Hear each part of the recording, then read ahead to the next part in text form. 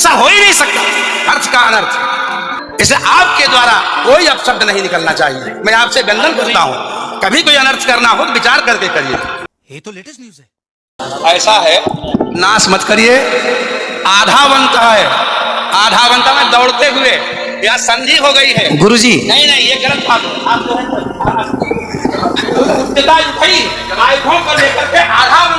गुरुजी गुरुजी गुरुजी गुरुजी गुरुजी हम तो आपके दास हैं। अनर्थ मत कीजिए ना। हमारे गुरुजी कहते हैं अयम अनर्थ ना ना गुरुजी इसका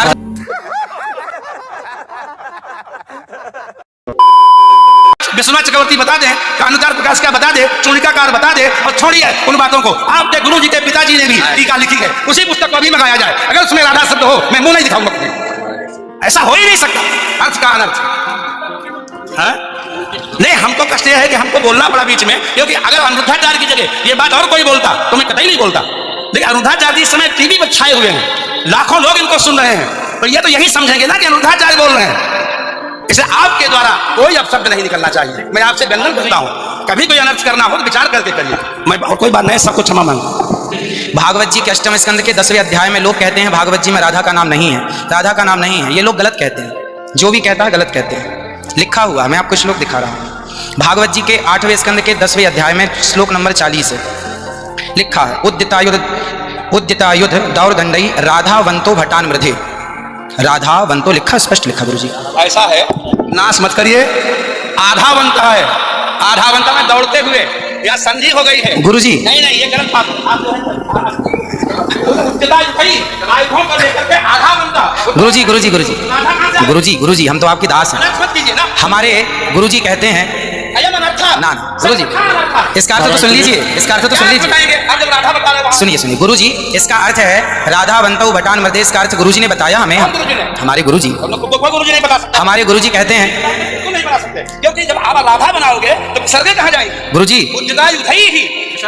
गुरुजी गुरुजी कहते हैं भाई, एक बात नहीं बोलते। गुरु राधा शब्द है। अब चलिए भागवत जी में दूसरा है बधू। बधू प्रयोग हुआ है, बधू प्रयोग हुआ है। तो बधू का प्रयोग ये है कि वहां श्री राधा रानी का ही स्मरण है। नहीं, लोग कहते हैं राधा नहीं है, तो राधा जी का जिक्र तो कई जगह है। राधा पदवाच्य, बधू इसका अर्थ संकेत अर्थ हो या लक्ष्यार्थ हो और व्यंग्यार्थ हो, इन तीनों अभिधावृत्तियों के द्वारा राधा शब्द एक भी जगह भागवत में नहीं है। इसलिए जहां बधू शब्द है वहां भी अर्थ राधा है। जहां बधू है, ऐसे भक्ति का जन्म भी होता है। जहां राधा है, जहां बधू है वहां राधा है। ऐसे थोड़े होता है। जहां अच्छा, आप जैसे लोग देखिए, आप विश्व हमारे गुरुजी ने बताया, हमारी क्या ताकत की हम बताएं। शब्दई ही अर्थानाम अभिव्यक्ति आपकी बात सारा विश्व सुनता है।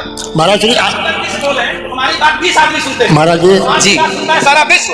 त्रिपाठी जी महाराज, आचार्य जी आपके चरणारविंद में मेरा निवेदन है कि अरे आप हटिए सामने से। आचार्य जी आप हटिए भैया। अरे नहीं, लेकिन ऐसा श्रीधर। आप विश्व सुनाते हैं, इसलिए कह रहा हूँ। श्रीधर जी नहीं तो गलत सुना रहे हैं। इन्हें हटाओ, कौन है? कोई गुरु नहीं बता सकता यार। चलो गुरु जी, हम चलते हैं। अगर गिरना जी आचार्य जी श्रीधर गुरुजी ने कहा है कि यहाँ जो राक्षस हैं वो राधा रानी का स्मरण करके, जो राक्षस हैं राधा रानी का स्मरण करके और युद्ध करने चले। जो राक्षस हैं भटान मृधे जो है, गुरुजी ने बताया कि जो राक्षस लोग हैं वो किसका स्मरण करके युद्ध करने चले? श्री राधा रानी का। ब्रह्म वैवर्त पुराण के अनुसार राधा ही मूल आधार है। यहाँ तक कि राम में भी राधा छिपा हुआ। आप राम का अर्थ समझिए, राम मतलब राधा, माँ मतलब माधव, दोनों का एक अक्ष है, तो राम हो गए। ये बातें स्वीकार है। और जैसे बधू, जैसे आपने कहा कि राधा जी भगवान श्री कृष्ण ने अपने कहा आओ मेरे कंधे पर बैठ जाओ, तो किसको, कौन है वहां पर? राधा जी हैं तो है, वहां बधू है। तो श्री राधा जी, कहने का तात्पर्य है कि भागवत जी में कहीं राधा का अभाव नहीं है। भागवत जी में कहीं भी शब्दई ही अर्थानाम अभिव्यक्ति ही कई वृत्ति भवति। वृत्तयः कति संख्या का अभितावृत्त्या लक्षणावृत्त्या व्यंजनावृत्त्या शब्दानाम अर्थस्य अभिव्यक्तिर्भवति। अस्ति कश्चन विद्वान् वक्तुं शक्नोति। महाराज जी आप दोनों के पावन चरणारविंद में मैं हाथ जोड़ करके निवेदन करता हूँ, मेरी बात सुन लीजिए। नहीं, आप तो गुरुजन है, गुरुजन है, आप ही तो सिखाएंगे। मैं कह रहा हूँ अर्थ का अनर्थ क्यों सभा में करते हैं लोग? पूरे विश्व को सुनाते हैं। गुरुजी जो मेरे गुरुजी ने सिखाया वो मैं बोल रहा हूँ। सिखा ही नहीं सकते, आप अशुद्ध बोल रहे हैं। अभी श्री राधा और माधव जो राम नाम है, जो भागवत जी का अर्थ है। अब कोई पूछे कि राधा का अर्थ क्या है, तो राधा का अर्थ ही कृष्ण है, और कृष्ण का अर्थ ही राधा है। तो राधा ही कृष्ण है और कृष्ण ही राधा है। कुल मिलाकर कहने का अर्थ ये है, गुरुजन ये कहते हैं कि प्रत्येक श्लोक कृष्ण है और प्रत्येक भागवत जी के 18,000 श्लोक, प्रत्येक श्लोक कृष्ण है और श्लोक का प्रत्येक अर्थ श्री राधा है। प्रत्येक श्लोक श्री कृष्ण है और श्लोक का प्रत्येक श्लोक का अर्थ श्री राधा है। तो ये सब भाव ही तो है, सब भाव है। भाव का भूखा हूं मैं, भाव ही एक सार है, और भाव से भजले मुझे तो भव से बेड़ा पार है। सभी विद्वानों के चरणों में दास का बारंबार नमन। सबको जय श्रीमन नारायण, जय श्री कृष्ण। 2 मिनट कीर्तन कर ले। 1 मिनट रुको, मैं सबसे क्षमा मांगता हूँ, मेरा अनिरुद्धाचार्य के प्रति बड़ी श्रद्धा भाव है, बड़ा आदर है, लेकिन इनकी वाणी चूंकि पूरा विश्व सुन रहा है, ये चैनलों पर आते हैं। भाव जगत में हम कुछ भी कहें, लेकिन जब हम ये कहते हैं ये शब्द में लिखा है, तो वहां पर शब्द और अर्थ का संयोग, जब गिरा अर्थ जल शब्द बोधो व्यनक अर्था शब्दों अर्थांतराश्रय एकत्र व्यंजकत्वेतर अन्य से सहकारिता। ऐसा हो ही नहीं सकता कि कोई अर्थ प्रकट हो और उसके मूल में शब्द न हो। वहां संधि है, मैंने आयुधों से युक्त होकर मैंने गदा तलवार तीर लेकर के वो राक्षस आधावन था दौड़े मारने के लिए। शुद्ध यही अर्थ है। किसी अभिधा से, किसी लक्षणा से, लक्षणा तब होती है जब मुख्यार्थ का बाद हो। मुख्यार्थ का बाद हो ही नहीं सकता। सीधा स्वामी बता दें, विश्वनाथ चक्रवर्ती बता दें, कानुचार प्रकाश का बता दे, चूड़िकाकार बता दे, और छोड़िए उन बातों को। आपके गुरु जी के पिताजी ने भी टीका लिखी है, उसी पुस्तक को अभी मंगाया जाए। अगर उसमें राधा शब्द हो, मैं मुंह नहीं दिखाऊंगा। ऐसा हो ही नहीं सकता। अर्थ का अनर्थ नहीं। हमको कष्ट यह है कि हमको बोलना पड़ा बीच में, क्योंकि अगर अनिरुद्धाचार्य की जगह ये बात और कोई बोलता तो मैं कतई नहीं बोलता। और बुद्धिमान समाज है, शिक्षित समाज है, एजुकेटेड है, अब समझने में देरी नहीं लगेगी। ठीक है, प्रथम बार हम किसी चीज वस्तु के बारे में सुनते हैं तो आश्चर्य होता है।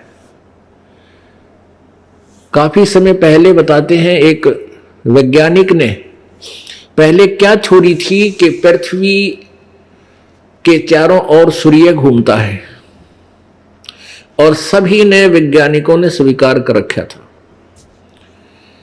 एक वैज्ञानिक ने कहा नहीं, सूर्य के चारों ओर पृथ्वी घूमती है। इस बात का इतना, इस सच्चाई का इतना कड़ा विरोध हुआ। भोली जनता ने उन पादरियों के कहने से, उन धार्मिक गुरुओं के कहने से इतना विरोध किया कि ये झूठ बोलता है। उनको फांसी की सजा दिलवा दी, और 400 वर्ष के बाद अब उनसे माफी मांगी उस मृत्यु प्राप्त वैज्ञानिक से कि तू सच कहता था और आपके साथ जो बदसलूकी हुई उसके लिए अक्षमा याचना करते। ईब के टिंडे लेने मांगी, अब वो मर लिया, मार दिया, अब अक्षमा याचना करते। इन दुष्टों ने ऐसे नाश करवाए हैं। जो ज्ञानहीन स्वार्थी लोगों ने ऐसे ही पुण्यात्माओं के साथ विरोध करवाया और उनको मृत्यु के घाट पहुंचवा दिया। जैसे ईसा मसीह के साथ जी के साथ यही विरोध हुआ था, और जिनकी रोजी रोटी को, जिन उन धार्मिक व्यक्तियों की रोजी रोटी को खतरा हो गया था, उन्होंने ईसा मसीह जी का विरोध किया और उनको भी क्रश करवा दिया। तो कारण क्या रहा कि उस समय जनता जागृत, शिक्षित नहीं थी। और आज इस दास के साथ वही रिहर्सल की गई, लेकिन अब जनता जागृत है, शिक्षित है, सदग्रंथ हमारे पास उपलब्ध है। इन पाप आत्माओं की दाढ़ इब गले को न्यार ना गली, क्योंकि परमेश्वर ने कहा है कि इस कलयुग में जो बिचली पीढ़ी आवेगी उस समय पूरे विश्व में मेरा ही ज्ञान रहेगा। धर्मदास जी, धर्मदास एक महापुरुष हुए हैं, अच्छी श्रेष्ठ आत्मा हुई है, जिनको परमात्मा से आकर मिले थे। उसको बताया था कि सतयुग के बिचली पीढ़ी जब आएगी, अब तो मैं आया हूं प्रथम चरण में। सन 1398 में 600 वर्ष पहले प्रथम चरण था परमात्मा का। अब ये मध्य वाला चरण है, बिचली पीढ़ी अब शुरू हो गई है। सन 1947 में भारत आजाद हुआ और उसके बाद शिक्षा का दौर एकदम दावानल की तरफ फैल गया। पूरा भारतवर्ष शिक्षित हुआ, बूढ़े भी पढ़ा दिए, बुढ़िया भी पढ़ा दी, अक्षर ज्ञान युक्त हो गए। इसका यही कारण था कि अब हम सदग्रंथों को पहचानेंगे, आंखों देखेंगे और परमात्मा को परमात्मा मानेंगे। जब तक हमें ये दृढ़ विश्वास नहीं होगा कि जो जिसको हम भगवान मान रहे हैं, जिसकी हम साधना कर रहे हैं, ये सत्य है, तब तक हम भक्ति क्षेत्र में सफल नहीं हो सकते। बेखों के लश्कर फिरे, ये पंथों के लक्सर फिरे, बाणी चोर कठोरे, सतगुर धाम ना पहुंचेंगे ये 84 के डोरे। परमात्मा की वाणी चुरा कर तो दास ने ये सभी प्रमाणित कर दिया कि इनके पास ज्ञान नहीं है, और एक इंटरनेशनल सत्र के चैनल पर चला दिया, और एक दिन से नहीं, लगातार 10 वर्ष से चल रहा है, 11 वर्ष से चल रहा है, और सबके बारे में कह दिया तुम्हारा ज्ञान गलत, तुम्हारी साधना गलत, आप अपना भी जीवन नाश कर रहे हो और भोली आत्माओं को भगवान से दूर करके उसके पाप के भागी और बन रहे हो। अगर उनके पास कोई भी इसका उत्तर होता तो उद्मस्तार देते, ये उद्मस्तार देते ईद तो पहले, क्योंकि इनके हाथ में पैसे, मीडिया, राजनेता लोग इनके हाथ में पता नहीं क्या क्या बकवास कर देते टीवी पर, सबका सांस रुक गया है।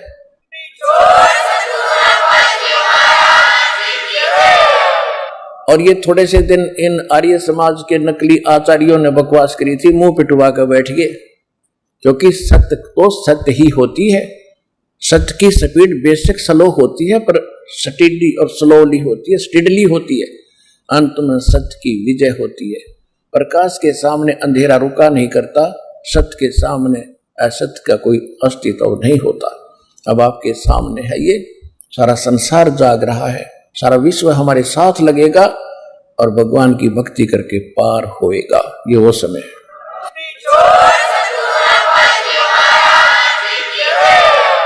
तो कहने का तात्पर्य यह है कि दास ने आप जी को वो अमर संदेश दिया है जो भगवान दिया करते थे 600 वर्ष पहले। उस समय हम अशिक्षित थे, हमारे पूर्वज अशिक्षित थे, भोले भाले श्रद्धालु थे, विश्वासी व्यक्ति थे। उसका दुरुपयोग किया इन काल के दूतों ने, नकलियों ने। हिंदू और मुसलमान धर्म के जितने भी भारतवर्ष में गुरु थे वह कति अज्ञानी थे, और हमें आपस में लड़ा लड़ा कर हमें दूर करते रहे। हिंदू और मुसलमान की एक बाढ़ खड़ी कर दी, एक खाई खोद दी गहरी।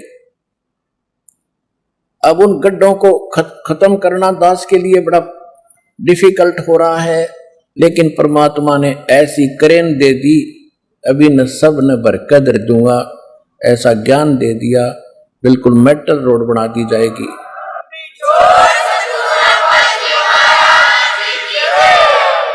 साधु संत भक्त परमात्मा के लिए ही प्रयत्नशील होते हैं। जो भक्त हैं उनको भी भगवान की तलाश है, इसलिए वो किसी गुरु के पास गए हैं। और गुरु जो पद पे प्राप्त बैठा है वो भी तो भगवान के लिए ही घर से निकला है, उसने प्रयत्न प्रारंभ किए हैं तो परमात्मा के लिए किए हैं। आज ठीक है वो गुरु पद पर बैठ गया और बहुत से यशस्वी हो गए हैं, तो उसने पुनः विचार करना पड़ेगा, क्योंकि उसको परमात्मा की आवश्यकता है। यदि उसका मार्ग गलत है तो आज भी ठीक किया जा सकता है उसको, और यदि आज भी ठीक नहीं करेगा अभी अपने अभिमानवश, तो वो दूना दोषी होगा।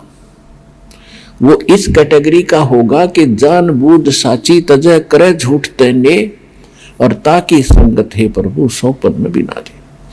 वो कृतघ्नी व्यक्ति होगा, चाहे बेशक गुरु बना बैठा है, जिसको ये पता लग गया तेरा ज्ञान गलत, तेरा नाम गलत, तेरी साधना गलत, और वो फिर भी हार मानने को स्वीकार नहीं है, यानी फिर भी ये नहीं कहता अपने शिष्यों को कि अभी मेरा मार्ग गलत है, तो वो कृतघ्नी प्राणी बताया है। उसके विषय में कहा है कि जानबूझ साची तजय और करे झूठ तेने, और ताकि संगत है प्रभु सोपन में भी नहीं थे। इसे नालायक आदमी की तो सोपने में भी भेंट नहीं होनी चाहिए इसके साथ।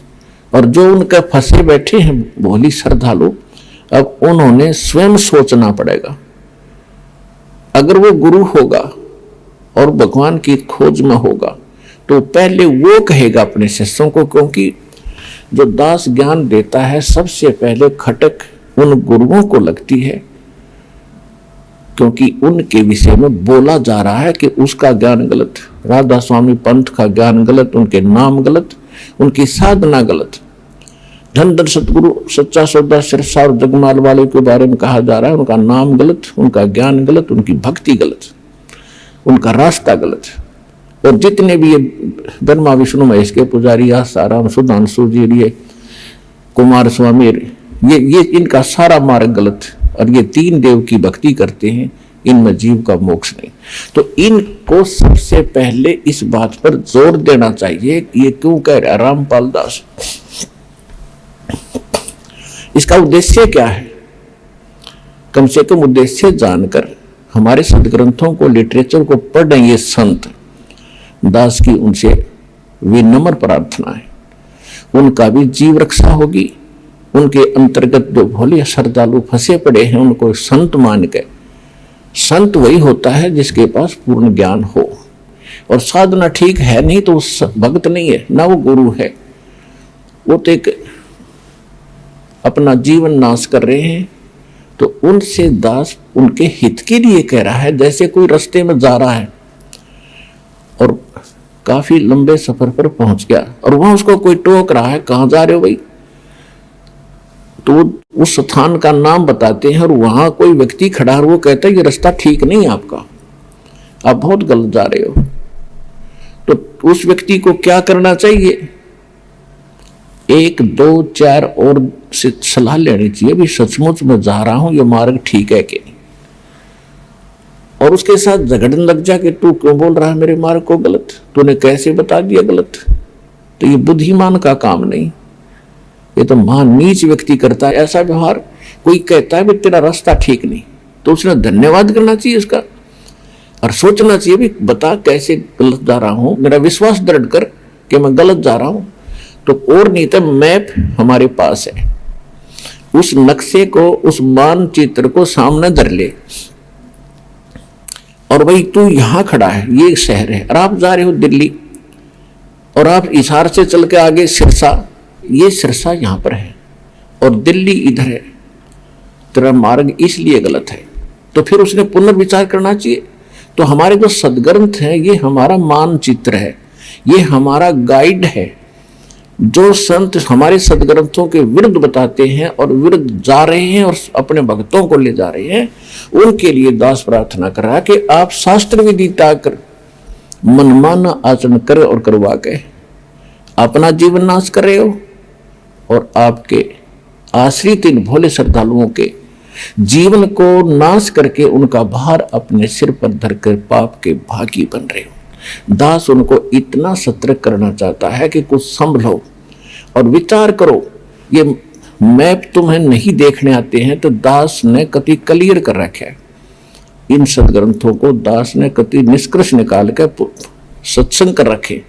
इनको संत भी सुने, उनके चेले भी सुने, अगर उनका समझ में आओ तो ग्रहण करें, ना कोई जोर जबरदस्ती नहीं। वैसे ही किसी के साथ झगड़ा कर लेते हैं, तुमने ऐसे गलत क्यों कह दिया, पहले देखो गलत क्यों कहा। तो ये तो एक सभ्यता, एक नेक व्यक्ति के लक्षण। और एक बेमतलब उसको सच्चा रास्ता दिखावे, उसके भले में कहे, उसके साथ वो झगड़ा करता है तो कहते हैं कहे भली माने बुरी। और यही परीक्षा नीच आदमी की यही परीक्षा होती है कि उसके भले की कहेंगे तो उसको हानि करता है। कबीर साहब कहते हैं कि साच कहूं तो जग नहीं माने और झूठा जगपतियासी। अगर साच कहूं तो ये जग नहीं मानता, इन झूठों की बात पर विश्वास किए बैठे हैं।